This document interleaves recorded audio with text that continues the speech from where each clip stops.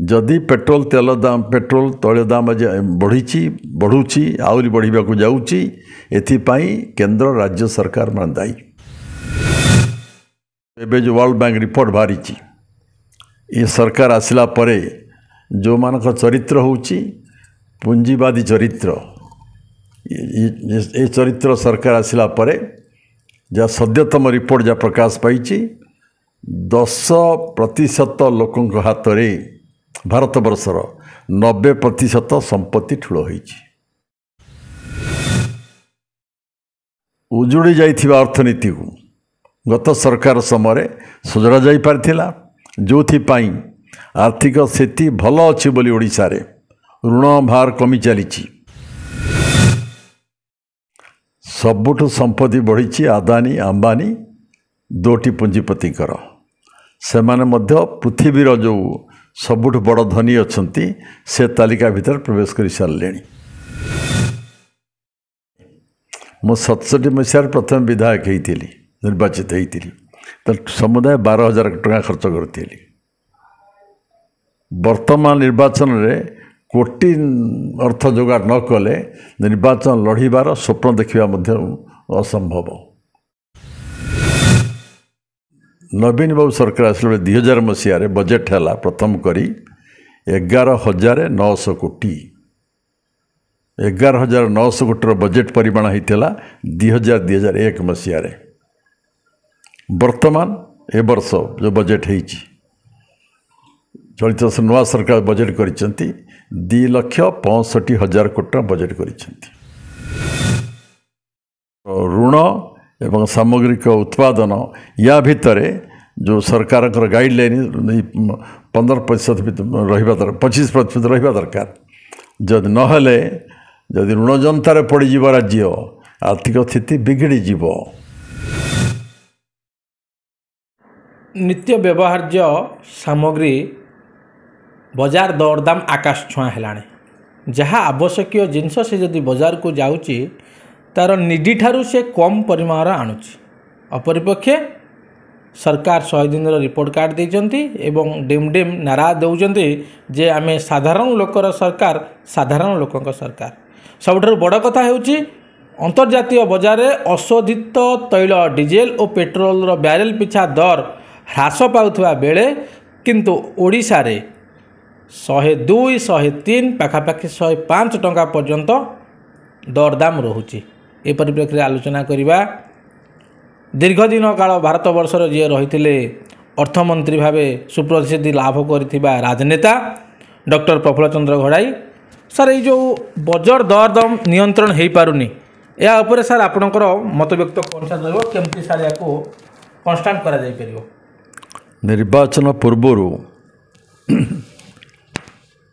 उभय केंद्र सरकार राज्य सरकार माने प्रतिश्रुति देते जनसाधारण को जे आमे क्षमता को आसिले दरदाम कमेबू। बीजेपी वर्तमान केंद्र सरकार को आसचंती राज्य रे भी डबल इंजिन सरकार बीजेपी दल भी होईची। निर्वाचन परे सबू जिनिसर अत्यावश्यक जिनिसर सबू जिनिसर दरदाम हु करी बढ़ी चली जार प्रभाव मध्य मुद्रास्फीति पर पहुँचुची। जो कथा पचारे विशेषकर तैल दर डीजेल पेट्रोल दाम कमिबार ना धरू नहीं। अन्य पक्षरे जतबले या दाम कमुची अशोधित तैल दाम कमुची बहुबार कमिलाणी किंतु डीजेल पेट्रोल दर कमा जाऊ नहीं। यार कारण होउची केंद्र सरकार राज्य सरकार माने विभिन्न प्रकार टिकस यही तेल उपर नहीं जाउचंती। जीएसटी नौची केंद्र भाट नौची राज्य एवं बहु प्रकार सेस नहीं जाउचंती। जदि जो अशोधित तेलर दर सांगरे या कन्वर्ट करी कले डीजेल पेट्रोल दाम एते मोटे हवा कथा नुहे। जदि पेट्रोल तैल दाम बढ़ुची आहरी बढ़ा जाऊँगी एथिपाई केंद्र राज्य सरकार मान दायी। विभिन्न टैक्स जदि कमे दियंते एक्सपोर्ट ड्यूटी इंपोर्ट ड्यूटी जो कमे दियंते जो सेस सब नौचंती जो कमे दियंते ताहले आपण जो रेट रे आज बर्तमान होती 100 टका ऊपर होती तेल दर ये अधा ही जाता मोटे जनसाधारणकर असुविधा कथा को सरकार विचार करूना निजे केपरि अधिक टिकस नहीं पारिबा शुल्क नहीं पारिबा राजकोष को बढ़ई पारिबा एक आखि आगे रखिकी सरकार माने कार्य करुचंती जोथिपाई पेट्रोल डीजेल दाम बढ़ी चलिबा संगे प्रभाव रे अन्य सब जिनिस दर दाम बढ़ी चलुची परिवहन दाम बढ़ी जाउची तेणु जेपर्यंत पेट्रोल डीजेल दर न कमीची से पर्यंत अन्य सामग्री उपरे दर वृद्धि को रोका जाई परिबो नाही बा मुद्रास्फीति की मध्य नियंत्रण को अणा जाई परिबो नाही जो वैषम्य देखा जाउची वर्तमान मनीष मनीष भितरे अंचल अंचल वैषम्य देखा जाउची ए वैषम्य मध्य बढ़िबो ह्रास पाई परिबोनी आज इनइक्वालिटी आज जो इनइक्वालिटी देखा जो एबे जो वर्ल्ड बैंक रिपोर्ट बाहरी ये सरकार आसिला परे जो मानक चरित्र होची पूंजीवादी चरित्र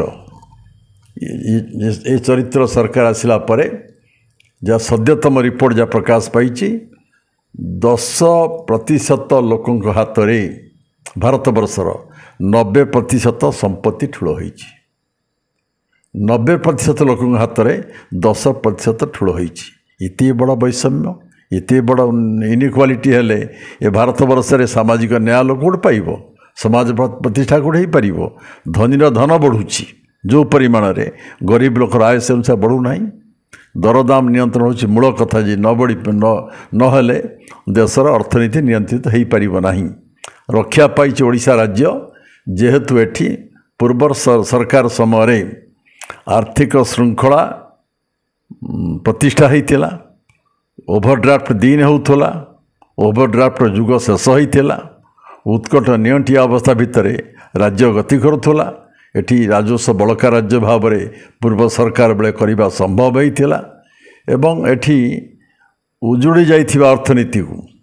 गत सरकार समय सजड़ा जाई पारिथिला जोथिपाई आर्थिक स्थिति भल अच्छी बोली ओडिशा रे ऋण भार कमी चली गत 3 वर्ष राज्य सरकार ऋण करनुले एवं आपणकर जो ऋण डेट जीएसडीपी उत्पादन सामग्रिक उत्पादन एवं ऋण भितर जो रहिबा कथा गाइडलाइन अनुसार जेहेतु राज्य सरकार एत श्रृंखलित अर्थनीति परिचालना करुले ये बजाय रही भारत वर्ष भितर सबुठ कम ऋण करिबा राज्य थिला ओडिशा राज्य। सर देखो दुईटा कथा देखा निकट अतीत जो रोचे गोपालपुर धामरा बंदर को आदानी ग्रुप को दि जाइए राज्य सरकार निकट अतीत घोषणा कर 4000 कोटी टंका ऋण करेंगे यार ओडिशावासी केते प्रभाव पड़ो जेहेतु ओडिशार अत्याधिक लोके होउचंदे खटिखिया मेहनती मनीष श्रमिक श्रेणीर लोके दुईटा कथा देखा गोटे पटे सरकार ऋण करेंगे अन्य पटे आमर तत्वावधान रोथुवा बंदर गुड़िक अन्य हाथ में टेकीदेवे एवं आउ सब बड़ कथा हूँ पूर्व सरकार समय जेएसडब्ल्यू भली प्रोजेक्ट बर्तमान ओडिशारू पेड़ी पुटुली बांधी बाहर जावाक बसला ए संपूर्ण घटना पर कौन सर आप मत व्यक्त रते ओडिशार अर्थनीति प्रभावित हो शुणु वर्तमान सरकार प्रतिष्ठा होला परे भारत वर्ष विशेषकर सबुठ संपत्ति बढ़ी आदानी अंबानी दोटी पुंजीपतिकर से माने पृथ्वीर जो सबुठ बड़ धनी अच्छी से तालिका भितर प्रवेश कर सारे द्रुत बेगरे किछि लोक हाथ में पैसा बढ़ी चलुची आपड़ ये सरल अर्थनीति बुझंतु यदि किछि लोक पाखरे ये अर्थ सब ठूल हो आ गरीब लोक हाथ आसो कौटी ये हूँ सिंपल इकोनॉमिक्स जेते ठूल होउथबो अल्प लोक हाथ में अधिक लोक सुख सुविधारू अधिक आय पाइबार वंचित होउथिबे आज आउ पब्लिक सेक्टर नहीं पता घरोई शिल्प प्रतिष्ठा करने समते व्यग्र केन्द्र व्यग्र राज्य व्यग्र मिश्रित अर्थनीति नहीं तेणु पुंजीवादर प्रभाव में व्यक्तिगत घरोई पुंजी बढ़ घरोई पुंजी जिते बढ़ जिते पुंजीपति संख्या बढ़ गरीब अवस्था से खराब हम मनीष मनीष भितर वैषम्य आंचलिक वैषम्य ଏବଂ ଦରିଦ୍ର ସୀମାରେଖାରେ ରହୁଥିବା ଲୋକଙ୍କ ସଂଖ୍ୟା ମଧ୍ୟ ବଢ଼ିବା ମଧ୍ୟ ଅସମ୍ଭବ ହୋଇପଡ଼ିବ। ତେଣୁ ଆଜି ବର୍ତ୍ତମାନ ଚ୍ୟାଲେଞ୍ଜ ଆହ୍ୱାନ ହେଉଛି ଭାରତ ସରକାର ଆଗରେ। ବର୍ତ୍ତମାନ ଯେଉଁ ଅର୍ଥନୀତି ବର୍ତ୍ତମାନ ଯେଉଁ ବୈଷମ୍ୟ ଦେଖାଦେଉଛି ଇନିକ୍ୱାଲିଟି, এই ଇନିକ୍ୱାଲିଟି ଦୂର କରିବା ପାଇଁ ବିଭିନ୍ନ ପଦକ୍ଷେପ ନେବା ଦରକାର ହେଉଛି। ବ୍ୟୟବହୁଳ ରାଜନୈତିକ ଖର୍ଚ୍ଚ ବା ନିର୍ବାଚନ ଖର୍ଚ୍ଚ ଏହାର ଏକ ପ୍ରମୁଖ କାରଣ ହୋଇପାରେ କି, ଯାହାକି ଆଜି ନିର୍ଦ୍ଦିଷ୍ଟ କିଛି ସମ୍ପ୍ରଦାୟଙ୍କ ହାତରେ ବା ନିର୍ଦ୍ଦିଷ୍ଟ ପୁଞ୍ଜିପତିମାନଙ୍କ ହାତରେ ଟଙ୍କା ରହୁଛି। ପାଖାପାଖି କିଏ ବୋଧହୁଏ 11 ବର୍ଷର ବ୍ୟବଧାନ ଭିତରେ 10% ଲୋକଙ୍କ ପାଖରେ, ମୁଷ୍ଟିମେୟ ଲୋକଙ୍କ ପାଖରେ ଯେଉଁ ଟଙ୍କା ରହୁଛି, ଏହାର ଏକ ପ୍ରମୁଖ କାରଣ ହୋଇପାରେ କି? ବର୍ତ୍ତମାନ ତ ରାଜନୀତି ଏତେ ବ୍ୟୟବହୁଳ ହୋଇଯାଇଛି, ସାଧାରଣ ଲୋକ ରାଜନୀତି କରିବା, ନିର୍ବାଚନ ଲଢ଼ିବା ଏ କଷ୍ଟ ବ୍ୟାପାର ହୋଇଗଲାଣି। ମୁଁ 67 ମସିହାରେ ପ୍ରଥମେ ବିଧାୟକ ହେଇଥିଲି, ନିର୍ବାଚିତ ହେଇଥିଲି, ତ ସମୁଦାୟ 12,000 ଟଙ୍କା ଖର୍ଚ୍ଚ କରିଥିଲି। ବର୍ତ୍ତମାନ ନିର୍ବାଚନରେ କୋଟି ଅର୍ଥ ଯୋଗାଡ଼ ନ କଲେ ନିର୍ବାଚନ ଲଢ଼ିବାର ସ୍ୱପ୍ନ ଦେଖିବା ମଧ୍ୟ ଅସମ୍ଭବ। ଆଜି ଯେଉଁ ନିର୍ବାଚନ ଯେହେତୁ ବହୁତ ଖର୍ଚ୍ଚ ହେଉଛି, ଦୁର୍ନୀତି ବଢ଼ୁଛି, ପୁଞ୍ଜିପତିଙ୍କର ପୁଞ୍ଜି ବଢ଼ୁଛି,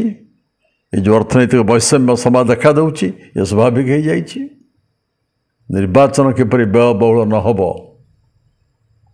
ସୀମିତ ଖର୍ଚ୍ଚରେ ନିର୍ବାଚନ କେମିତି ହୋଇପାରିବ, କଲେ ଏସବୁ ନିୟନ୍ତ୍ରିତ ଶୃଙ୍ଖଳା ନିୟନ୍ତ୍ରିତ ହୋଇପାରିବା ସମ୍ଭବ ହୋଇପାରନ୍ତା। କିନ୍ତୁ ସେ କାଠିକର ପାଠ ଆଜିକାଲି। ଦେଖନ୍ତୁ, ଆମେ ଯଦି ଜାଣିବା ଲାଗି ଚାହିଁବା, ଓଡ଼ିଶାବାସୀଙ୍କ ପାଖରେ ତଥ୍ୟ ରହିବା ଦରକାର। ଯେତେବେଳେ 67 ମସିହାରେ ଆପଣ ପ୍ରଥମ ବିଧାୟକ ଭାବେ ନିର୍ବାଚିତ ହୋଇଥିଲେ ଏବଂ ଆଜିର ଦିନରେ ସେ ସମୟ ଆଉ ଏ ସମୟ ଆର୍ଥିକ ବଜେଟ୍ ଓଡ଼ିଶାର କେତେ ଥିଲା ଏବଂ ଆଜି କେତେ ରହୁଛି, ଏବଂ ଶେଷ ପ୍ରଶ୍ନ ରହିବ, କେମିତି ଓଡ଼ିଶାର ଅର୍ଥନୀତି ସୁଦୃଢ଼ ହେବ, ଗୋଟେ ଲୋକଟେ, ସାଧାରଣ ଲୋକଟେ କେମିତି ତା ତେଲ ଲୁଣର ସଂସାରକୁ ଚଳାଇ ପାରିବ?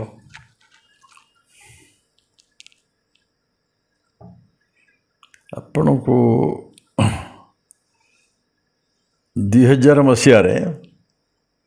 ନବୀନ ବାବୁ ନେତୃତ୍ୱରେ ବିଜେପି ସରକାର ଆସିଲା। 2000 ପୂର୍ବରୁ ଜାନକୀବାଲ ପଟ୍ଟନାୟକ ସରକାର ଥିଲା, ବିଜୁ ପଟ୍ଟନାୟକ ବି ସରକାର ଥିଲା, ଅନ୍ୟମାନ ସରକାର ଥିଲା। ସେତେବେଳେ ବଜେଟ୍ର ପରିମାଣ ଥିଲା 4,000 କୋଟି 5,000 କୋଟି। ନବୀନ ବାବୁ ସରକାର ଆସିଲା ବେଳେ 2000 ମସିହାରେ ବଜେଟ୍ ହେଲା ପ୍ରଥମ କରି 11,900 କୋଟି। 11,900 କୋଟିର ବଜେଟ୍ ପରିମାଣ ହୋଇଥିଲା 2001 ମସିହାରେ। ବର୍ତ୍ତମାନ ଏ ବର୍ଷ ଯେଉଁ ବଜେଟ୍ ହେଇଛି,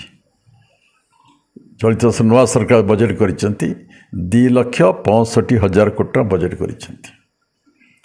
ଗତ ସରକାର ବେଳେ, ବିଜେଡ଼ି ସରକାର ବେଳେ 2,30,000 କୋଟି ଟଙ୍କା ବଜେଟ୍ ହେଇଥିଲା। ଭୋଟ୍ ଅନ୍ ଆକାଉଣ୍ଟ ଯେଉଁ ଆଣିଥିଲେ ମଧ୍ୟ ପୂର୍ବ ସରକାର, ସେ ମଧ୍ୟ 2,55,000 କୋଟି ଟଙ୍କା ବଜେଟ୍ ଆଗତ କରିଥିଲେ। ଏସବୁ ସମ୍ଭବ କେମିତି ହେଲା? ଯେହେତୁ ଓଡ଼ିଶାର ଆର୍ଥିକ ପରିଚାଳନା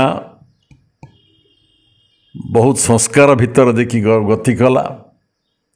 ଅର୍ଥନୀତି ଉଜୁଡ଼ି ଯାଇଥିଲା, ଅସଜଡ଼ା ଅର୍ଥନୀତିକି ସଜାଡ଼ିଲେ ଏ ପୂର୍ବ ସରକାର। କହିଛି ଆପଣ ପ୍ରଥମରୁ ଯେ ନିଅଣ୍ଟିଆ ରାଜ୍ୟ ବଳକା ରାଜ୍ୟ ହେଲା, ଓଭରଡ୍ରାଫ୍ଟ ଯୁଗର ଅବସାନ ହେଲା, ରାଜସ୍ୱ ବୃଦ୍ଧି ହେଲା ଏବଂ ଆର୍ଥିକ ସ୍ଥିତିର ଉନ୍ନତି ହେଲା, ଦରିଦ୍ର ସୀମାରେଖା ତଳ ଲୋକଙ୍କ ସଂଖ୍ୟା ହ୍ରାସ ପାଇଲା, ମୁଣ୍ଡ ପିଛା ଋଣ ଯେଉଁ ବଢ଼ିଯାଉଥିଲା, ମୁଣ୍ଡ ପିଛା ଋଣ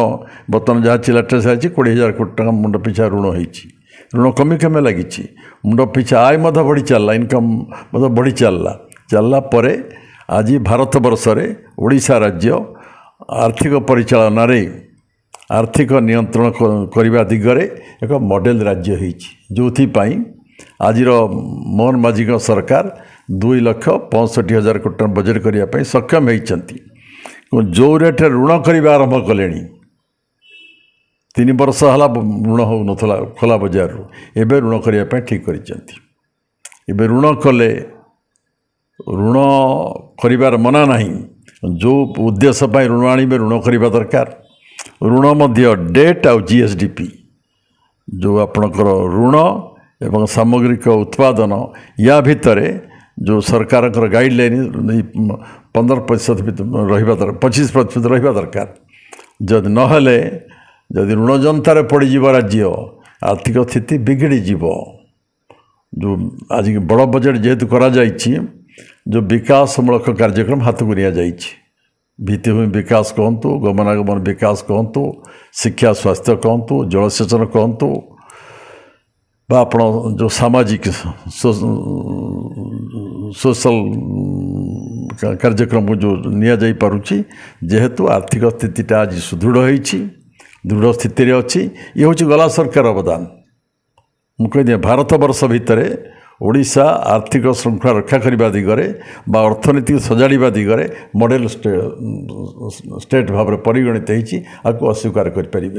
बर्तमान जी श्रृंखला जदि रहिबो जो संस्कार सब करा बजाय रखिपारे तो आर्थिक सुदृढ़ रहिबो हेले ओडिशार विकास मत आउरी हवा संभव हो पार। शेष प्रश्न रहिबो सुभद्रा योजना रे सरकार पाखापाखि घोषणा करते 2 वर्ष में 50,000 देवे किंतु परवर्ती समय रे 5 वर्ष में 50,000 टंका देवे बोली घोषणा कले पर्यायक्रमे 5,000 देवे वर्तमान सुधा राज्य में 75 लाख रु ऊर्ध्व हिताधिकारी आवेदन करथिया बेले प्रथम पर्याय रे मात्र प्रधानमंत्री जो आसले 11 लाख समथिंग लोक को देइचंती ई जो सर योजना जो रही यार सर उपकारिता केते रहबो यार सर उत्स सर केते रहिबो किछि महिला तो उपकृत हेबे अस्वीकार करि हेबो नाही ये एक राजनीतिक कार्यक्रम पॉलिटिकल माँ मानकर भोट केमती अधिक हाथ हम से गोटे कार्यक्रम भारतीय जनता पार्टी करी तेणु जो बजेट करी निर्वाचन जो सब प्रतिश्रुति देते से किसी पालन कर तेणु या मुझे कहीदिए तो 50,000 टंका तो देले नहीं एका बेले कि 2 वर्ष देले नहीं 5 वर्ष देवे 5,000 लेखा पाइबे निश्चय जे पाइबे कि उपकृत हेबे खुशी हेबे ये किंतु जो ये योजना ये हूँ एक राजनैतिक योजना राजनीतिक कार्यक्रम तापर बेसी आलोकपात करने उचित नहीं। निश्चित भाव आपन देखुले गोटे मूल कथा मंजी कथा बाहरला खोला बजार ऋण आसु मना नहीं किंतु जो लक्ष्य एवं उद्देश्य आसूची ता सठिक भाटरे विनियोग करा जाऊ जदि न हुए आसंता दिन रे ओडिशा भली एक बड़का राजस्व राज्य ऋण जनतारे पड़ी पारे बोली एबेठु पूर्वानुमान करिसंती विशिष्ट एवं अभिज्ञ अर्थनीति उपरे हासिल करिथिबा जो अभिज्ञतारू राजनेता डॉक्टर प्रफुल्ल चंद्र खड़ा। अधिक खबर जानिबा लगी यूट्यूब रे Austin news Odia YouTube channel को सब्सक्राइब करंतु फेसबुक रे लाइक करंतु शेयर करंतु एवं आपणकर बहुमूल्य मतामत कमेंट बॉक्स रे कमेंट करंतु जहां हमको आगो को बढ़िया लगी सहायक हो।